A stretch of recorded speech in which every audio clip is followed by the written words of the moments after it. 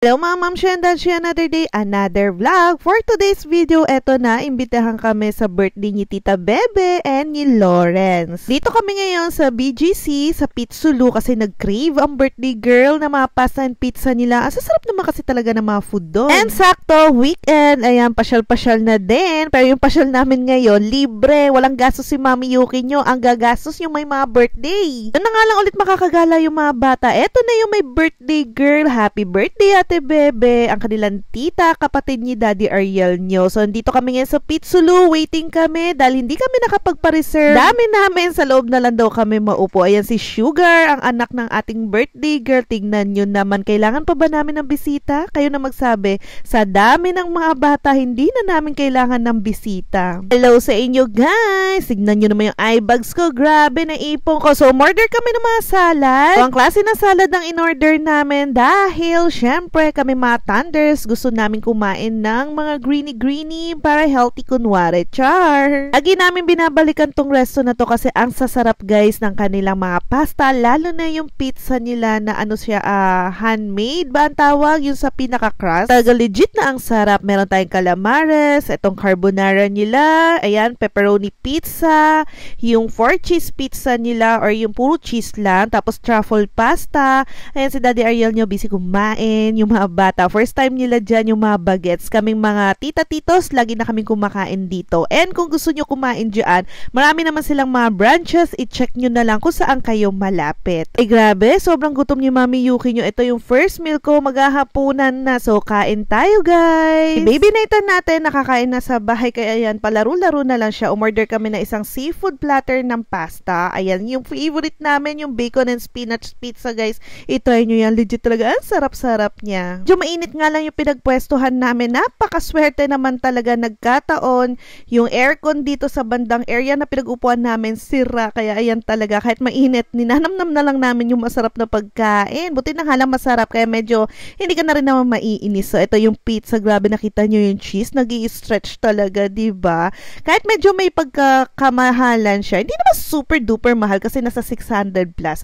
Quality naman talaga yung binayaran mo. Ang fresh lang nung ano, yung pinaka-crust ng pizza. Tapos isasawsaw mo sa honey truffle nila, yung pinaka-dulo nung crust ng pizza. Ang sarap guys. Bagay na bagay, nag-aagaw yung tamis, yung pagkaalat nung cheese, nung bacon. Ay basta guys, pag ano yung gusto nyo kumain, mag-celebrate, itry nyo minsan at magugustuhan nyo na, lalo na kung mga pizza lover kayo. After nyan, ito si Mother Dear, nanlibre siya ng mga Starbucks sa kanyang apo, kaya sinamahan ko muna. Kita, tignan nyo, oh, ang lalaki na ng mga anak namin, hindi na mga babies. Tapos ako, ito, tinikman ko yung strawberry cream. Ang tagal ko nang tinitignan niya, puro coffee kasi nung order ko, diba? Pero kay Ate Chloe yan and kay Nathan. So, ito yung magkapatid, si Tito Rap and si Daddy Ariel nyo, sabi para daw siyang estudyante. Dalawang bag daw yung dala-dala. O, tignan nyo, no? Mga binata't dalaga na. Dati mga baby lang kasama namin sa pag-alis. Ngayon, wala na, mga naka-heels na, naka-bags, naka-forman na. So, ito, lilipat kami doon sa dulo yata o Bonifacio High Street. Something na gano'n. Pabalik-balik lang kami dito. Siguro nakailang beses na. Pero hindi ko pa rin kabisado ang lugar. And ang ganda talaga dito. Para ka nag-transform sa ibang lugar. Alam nyo yon, para ka nasa abroad. Lalo na paggabi. Yung bukas na lahat ng mga ilaw nila. Ngayon, tignan nyo dahil magdi-December na. Magpapasko na. Inayusan nila guys, diba? Tignan nyo. Ang daming pailaw na. Kaya ang ganda-ganda magpa-picture-picture dito. So, lakad-lakad muna. Medyo dulo. Nagre-reklamo na yung mga bata. Pero sabi ko, okay lang yan, no? Para naman ma-exercise yung mga hita nyo. And banda rito guys, ayan, meron tayo water fountain. Ang daming tao. Nagulat ako. Talagang mas marami ng tao ngayon lumalabas at namamasyal. Tapos banda doon, nakita nyo yung mga white roof na yan or ano ba tawag dyan? O basta pa ang bubong. Mga tiyanggian yan. Every Saturday to Sunday hanggang 3 p.m. to 9 p.m. Ayan, nandyan yung mga ibang online seller na nakikita natin, mga goodies.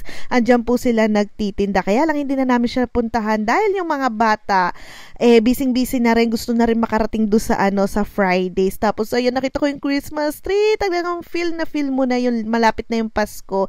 Talagang ginastosan nila, pinaganda, at pwedeng-pwede kayo magpa-picture dyan na libre lang. Ang ganda, diba?